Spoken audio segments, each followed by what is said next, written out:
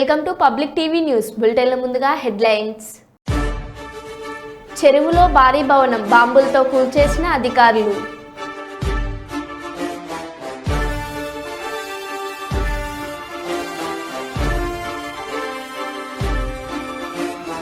పేదల కోసం నిర్మించిన ఇండ్లు పేదలకే దక్కాలి. లేగ రామ్మోహన్ రెడ్డి భాజపా రాష్ట్ర కార్యవర్గ సభ్యులు. అనాథ శవాలకు అంత్యక్రియలు చేసి మానవత్వం చాటుకున్న మాజీ సర్పంచ్ మణి.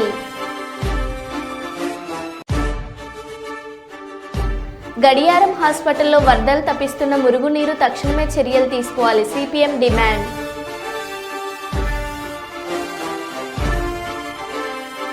ఇక వివరాల్లోకి వెళ్తే,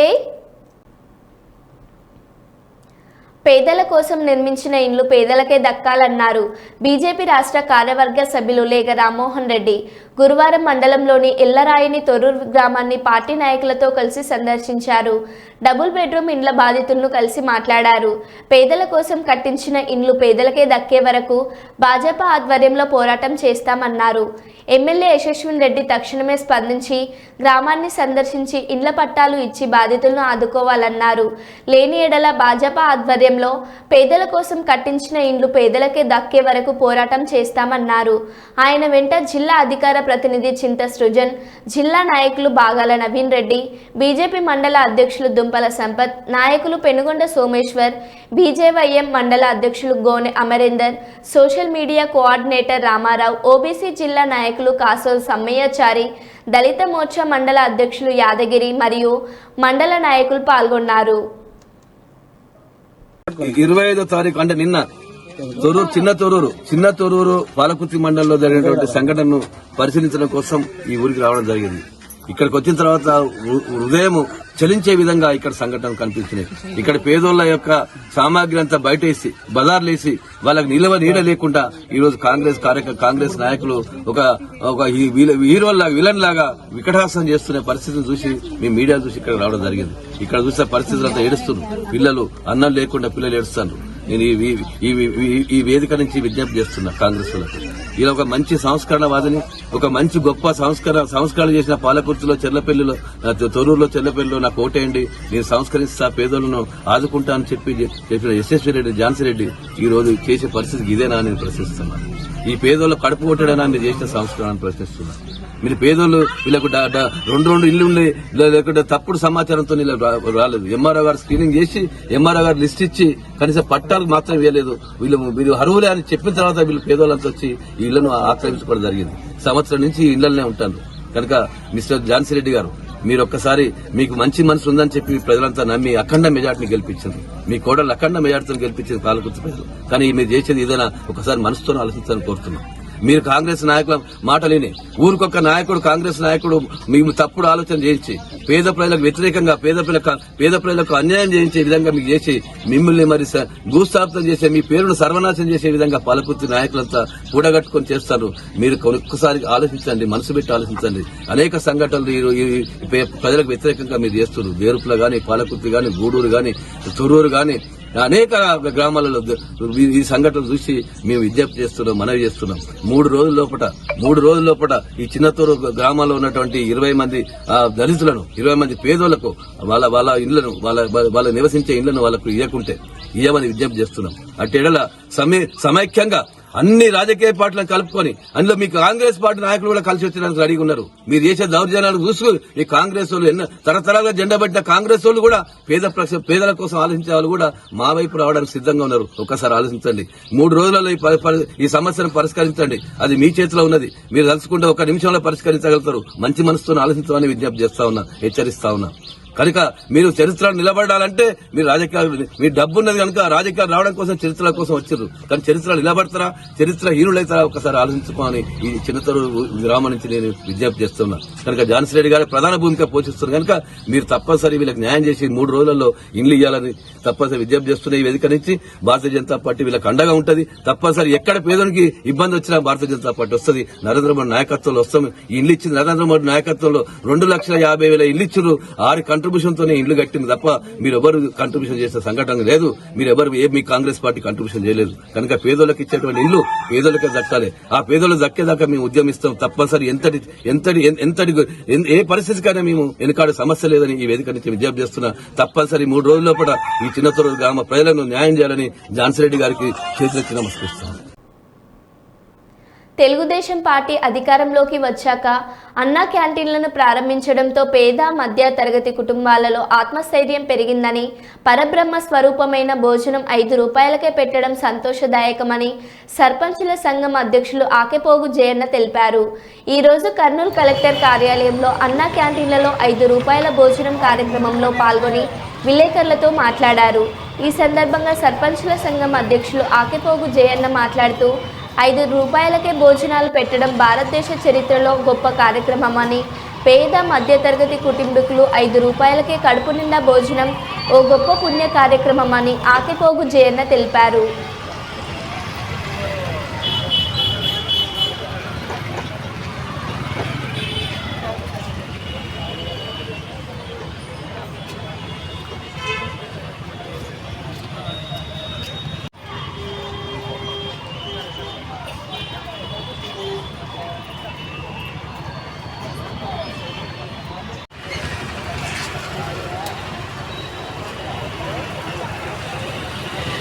ముఖ్యంగా మన గౌరవనీయులు నారా చంద్రబాబు నాయుడు గారు పేదల్ని ఈరోజు దృష్టిలో పెట్టుకొని అన్నా క్యాంటీన్ని మరి కర్నూలు జిల్లాలో కూడా దాదాపుగా ఈ 100 రోజుల పాలనలో మరి అన్నా క్యాంటీన్లను ఓపెన్ చేయడం కూడా జరిగింది మా ఎమ్మెల్యేలు. అదేవిధంగా ఈ అన్నా క్యాంటీన్ల ద్వారా మరి పేద ప్రజలు 5 రూపాయలకే అన్నం తింటూ ఉన్నారంటే వాళ్ళ కడుపును చూసి పేదలు బాగుండాలన్న ఆలోచనతో ఆయన మరి అన్నా క్యాంటీన్లను నిర్వహించడం కూడా జరిగింది. పేదవారు బాగుండాలన్న ఆలోచనతో ఆయన ముందుకు వెళ్తున్నాడు.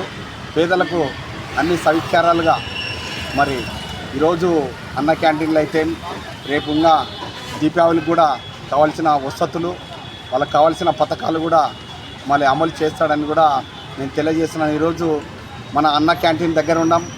అన్న క్యాంటీన్ 5 రూపాయలకి తిని ప్రజలు కూడా మాకు ఎంతో ఆకలి తీరుస్తున్నాడని కూడా మరి చెప్తూ ఉన్నారని కూడా నేను తెలియజేస్తున్నాను. ఎందుకంటే అన్నం అనేది ఒక మనిషికి, సాటి అయిన మనిషికి అన్నము పెట్టి ఆహారం తీరితే ఎంతో మేలు చేసిన వారి అవుతామని కూడా మరి చెప్తూ ఉంటారు ఆనాడు పెద్దలు. అలాంటిది ఈరోజు అటువంటి ఘనత నారా చంద్రబాబు నాయుడు గారికి దక్కిందని కూడా నేను తెలియజేస్తున్నాను. ఎందుకంటే గతంలో ఈ అన్న క్యాంటీన్లని తీసివేసి పేదలు చాలా ఆకలితో అలతీరినారని కూడా నేను తెలియజేస్తున్నాను. ఎందుకంటే ఈరోజు తృప్తిగా ఉన్నారు, బాగా మంచి పాలన ఉంది అని కూడా నేను తెలియజేస్తున్నాను. ఇటువంటి అవకాశాన్ని మరి సద్వినియోగం చేసుకొని మరి ప్రజలు కూడా తింటూ ఉన్నందుకు నేను ఎంతో సంతోషిస్తున్నాను. మరి చంద్రబాబు నాయుడు గారు చేసినట్టు మరి పథకాల విషయంలో, అన్న క్యాంటీన్ విషయంలో ఎంతో మరి తృప్తిగా తింటూ ఉన్నారని కూడా నేను తెలియజేస్తూ, ఇటువంటి అవకాశాన్ని మరి ఆయనకే దక్కిందని కూడా తెలియజేస్తూ, ఈ అవకాశాన్ని మరి సద్వినియోగం చేసుకుంటూ ముందుకు తీసుకెళ్తున్నాడని కూడా. సంగారెడ్డి జిల్లాలోని కొండాపూర్ మండలం మల్కాపూర్లో రెవెన్యూ అధికారులు అక్రమ నిర్మాణాలను గుర్తించారు. చెరువులోనే బహుళ అంతస్తుల భవనం కట్టడంతో బాంబుల ద్వారా అక్రమ కట్టడాలను నేలమట్టం చేశారు. ఈ క్రమంలో బాంబులు పేలి శిథిలాలు ఎగిరిపడడంతో 2 గాయాలయ్యాయి. కాగా సికింద్రాబాద్కు చెందిన వ్యక్తి 12 సంవత్సరాల క్రితం ఈ భవనాన్ని నిర్మించారు. యజమాని కుటుంబ సభ్యులు వారాంతాల్లో వచ్చి ఇక్కడ సేద తీరుతూ ఉండేవారని సమాచారం.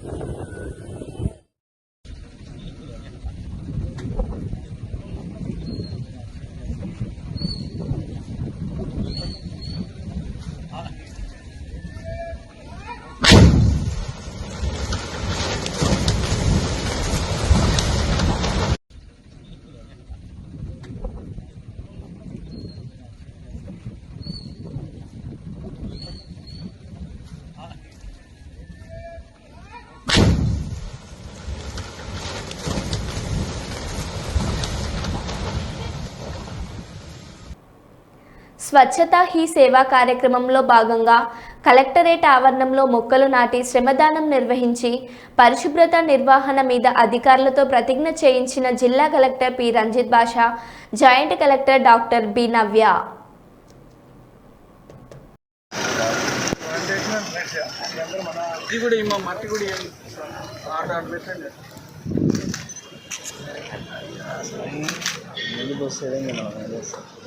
అది పక్కబడి మీరు పక్కన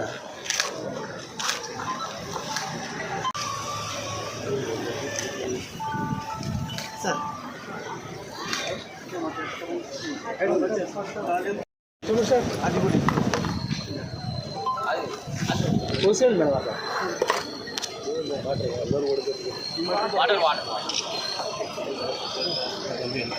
ఇదే సార్ బాబు ఇటు వచ్చాను మేడం ఈ మట్టి దొప్పాలి పరిశుభ్రంగా ఉండటంతో పాటు పరిసరాల పరిశుభ్రత కోసం కొంత సమయం కేటాయిస్తానని ప్రతిజ్ఞ చేస్తున్నాను. ప్రపంచంలో ఏ దేశంలోనైనా పరిశుభ్రత కనిపిస్తుంది అంటే దానికి కారణం ఆ దేశ ప్రజలు తమ దేశాన్ని పరిశుభ్రంగా ఉంచుతారు మరియు ఇతరులను అపరిశుభ్రత చేయలేకపోవటమే కారణమని నేను వీధి వీధికి మరియు గ్రామ గ్రామానికి స్వచ్ఛ భారత్ మిషన్ యొక్క ప్రచారాన్ని నిర్వహిస్తాను. స్వచ్ఛ భారత్ కార్యక్రమం గురించి ప్రతి సంవత్సరంలో 100 గంటలు మరియు ప్రతి వారానికి 2 గంటలు శ్రమదానం చేసి పరిశుభ్రంగా నేను అశుభ్రపరచను, వేరే వారిని అశుభ్రం చేయనివ్వను. మొట్టమొదటిగా నాతో ప్రారంభించి నా కుటుంబం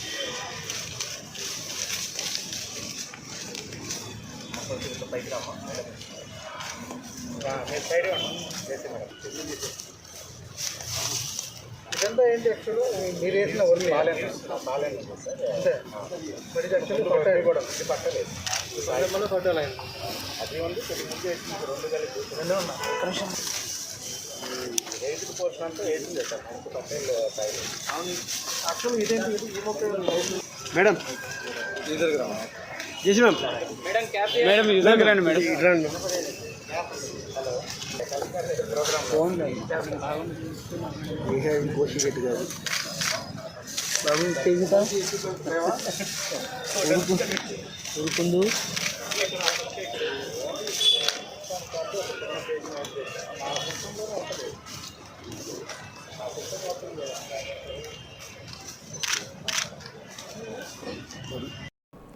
ఫాయ్ మిత్ర సురక్షిత్ కార్యక్రమంలో భాగంగా గ్రేటర్ వరంగల్ మున్సిపల్ కార్పొరేషన్ పారిశుద్ధ కార్మికులకు ప్రతిమ క్యాన్సర్ హాస్పిటల్ ఆధ్వర్యంలో ఉచిత వైద్య శిబిరాన్ని ప్రారంభించారు. పశ్చిమ ఎమ్మెల్యే నాయన్ రాజేందర్ రెడ్డి ప్రారంభించారు. ఈ సందర్భంగా CMHO డాక్టర్ రాజేష్ మాట్లాడుతూ ప్రతి పారిశుద్ధ కార్మికునికి హెల్త్ కార్డు ఉండే విధంగా ఏర్పాటు చేసి హెల్త్ కార్డులను పారిశుద్ధ కార్మికులకు ఎమ్మెల్యే నాయన్ రాజేందర్ రెడ్డి, నగర మేయర్ గుండు సుధారాణి, మున్సిపల్ కమిషనర్ అశ్విని తానాజీ ఆధ్వర్యంలో అందజేశారని తెలిపారు. పారిశుద్ధ కార్మికులకు PP కిట్లు, వైద్య పరీక్షలు వైద్యుల బృందంతో నిర్వహించడం జరిగింది. ఈ వైద్య శిబిరంలో సుమారు 400 మంది పారిశుద్ధ కార్మికులు పాల్గొన్నారని ఆయన తెలిపారు.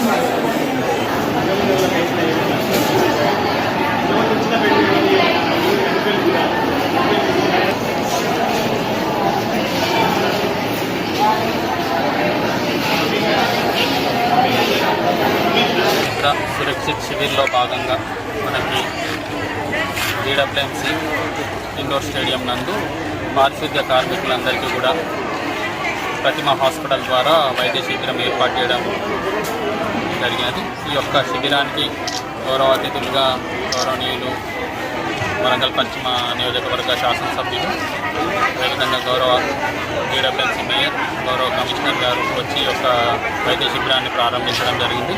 ముఖ్యంగా ఈ యొక్క వైద్య శిబిరంలో పారిశుద్ధ్య కార్మికులందరికీ కూడా క్యాన్సర్ పరీక్షలు, అదేవిధంగా జనరల్ పరీక్షలు నిర్వహించి వారికి ఎలాంటి ఇబ్బందులు ఏమైనా ఉన్నచో ప్రతిమ క్యాన్సర్ ఆసుపత్రి ద్వారా టైఅప్ అయిపోయి వారికి అక్కడ చికిత్స అందించడానికి కూడా DWMC వాళ్ళు ఈ యొక్క వైద్య శిబిరాన్ని ఏర్పాటు చేయడం జరిగింది. అదేవిధంగా ఈరోజు ఈ యొక్క కార్యక్రమం నందు వ్యక్తిగతంగా ప్రతి పారిశుద్ధ్య కార్మికునికి ఒక హెల్త్ కార్డు ఉండే విధంగా కూడా ఒక హెల్త్ కార్డుని ప్రవేశపెట్టి అది గౌరవ ఎమ్మెల్యే గారి చేతుల మీదుగా ప్రారంభించడం జరిగింది. అదేవిధంగా వారి యొక్క సంరక్షణకై ప్రొటెక్షన్ కోసం ముఖ్యంగా వారికి ప్రతి సంవత్సరం ఇచ్చే విధంగా ఒక PPE కిట్ ప్రతి ఒక్క పారిశుద్ధ్య కార్మికునికి PPE కిట్, అందులో వారికి కావాల్సిన యాప్రాన్, మాస్క్, గ్లౌజ్, నూనె, టవల్, తర్వాత సోప్స్ అనేవి కూడా అందజేయడం జరుగుతుంది. గాజువాక నియోజకవర్గం 73వ వార్డులో జరిగింది. ఈ కార్యక్రమానికి ప్రజల నుంచి విశేష స్పందన లభించింది. ఈ కార్యక్రమానికి ముఖ్య అతిథులుగా గాజువాక శాసనసభ్యులు తెలుగుదేశం రాష్ట్ర అధ్యక్షులు Shri Palla Srinivasarao, zonal commissioner Seshadri, deputy collector Padmavathi, Gajuwaka Telugu Desam సమన్వయకర్త ప్రసాదుల శ్రీను, 73వ జనసేన వార్డు అధ్యక్షులు రౌతు గోవిందరావు, తెలుగుదేశం వార్డు అధ్యక్షులు గొలగాని రమణ, తెలుగుదేశం యువత అధ్యక్షులు, తెలుగుదేశం నాయకులు, జనసేన కూటమి నాయకులందరూ కలిసి పాల్గొని విజయవంతం చేశారు. నిలదీశారు కనుక మీ మీద కేసులు పెట్టడం, మీ స్కీములు కట్ చేయడం, మీకు భయభ్రాంతులు గురి చేయడం మాత్రం మేము చెయ్యము అని చెప్పేసి ఈ సందర్భంగా తెలియజేస్తున్నాం. అందుకే మాకు మంచి మన కూటమి ప్రభుత్వం వచ్చి 100 రోజులు కార్యక్రమాన్ని ముఖ్య అతిథిగా విచ్చేసిన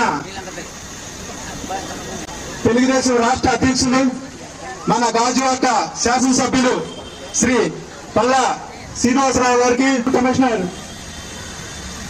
శేషాద్రి గారికి, అలాగే డిప్యూటీ కలెక్టర్ మేడం గారికి, అలాగే తెలుగుదేశం సమన్వయకర్త ప్రసాద్ శ్రీనివాసరావు గారికి, కూటమి నాయకులకు, కార్పొరేటర్ రౌత్ శ్రీనివాసరావు గారికి, అలాగే కూటమి నాయకులకి అందరికీ కూడా, అలాగే మా మహిళా సోదరులందరికీ కూడా ప్రతి ఒక్కరికి ఆ యొక్క నమస్కారాన్ని తెలియజేస్తూ, వచ్చి 100 రోజులు అవుతుంది ఆ సమయం. ఎందుకంటే గత ప్రభుత్వం చేసిన తప్పును సరిదిద్దడానికే మనకి ఎంతో సమయం తీసుకోవాలి.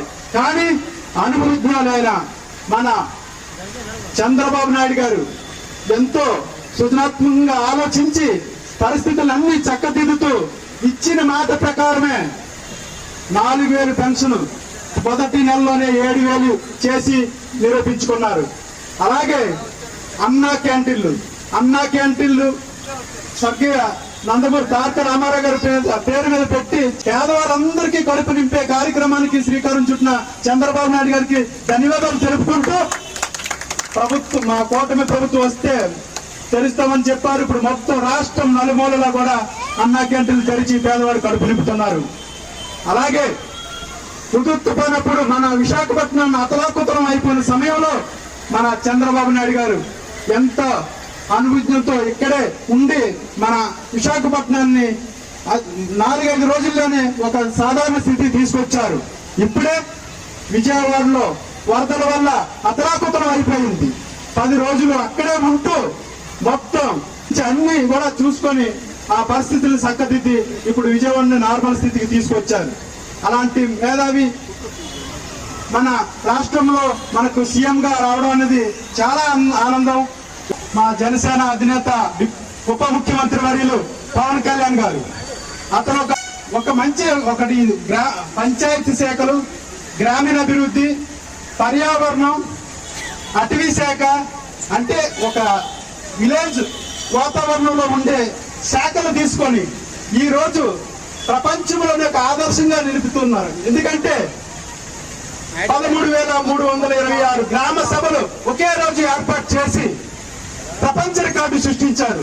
అతని రికార్డుల గురించి చూడలేదు, అతను పని అతను చేసుకుంటూ వెళ్ళిపోతే ఈ రోజు అది ప్రపంచ రికార్డు అయ్యింది.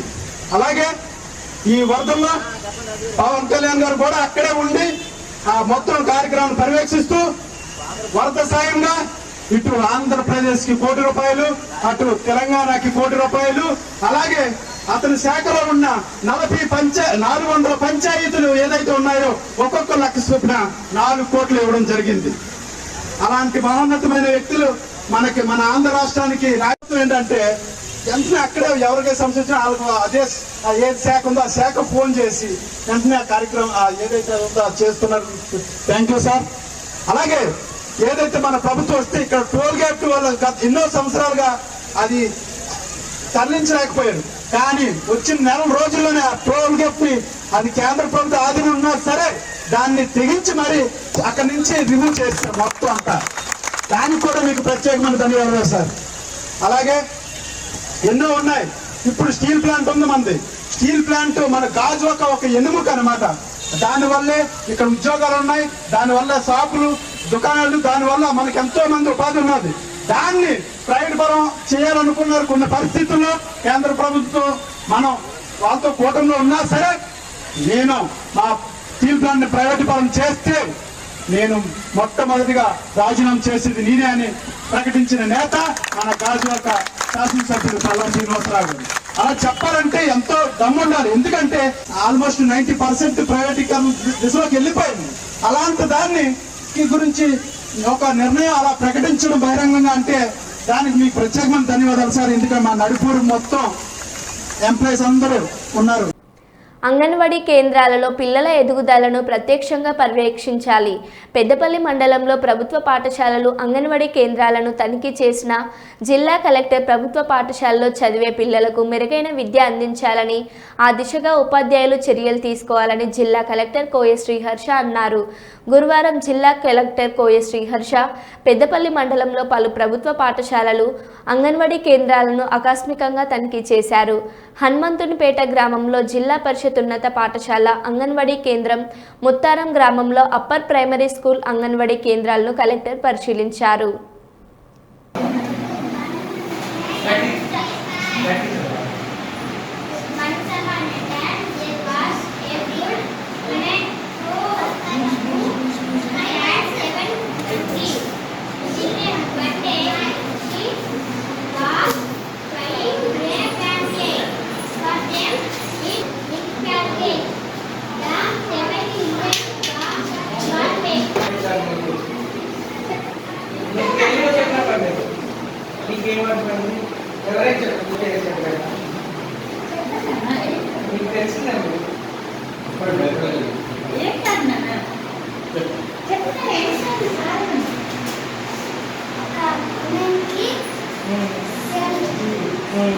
ఏపీలో నామినేటెడ్ నేతలో సీఎం చంద్రబాబు సమావేశం నిర్వహించారు. ఏ పదవిలో ఉన్న ప్రజాసేవకులమే అనే విషయాన్ని గుర్తుంచుకోవాలని కొత్తగా ఎంపికైన కార్పొరేషన్ చైర్మన్లకు సీఎం చంద్రబాబు చెప్పారు. పార్టీలో క్రమశిక్షణకు ప్రాధాన్యం ఇస్తామని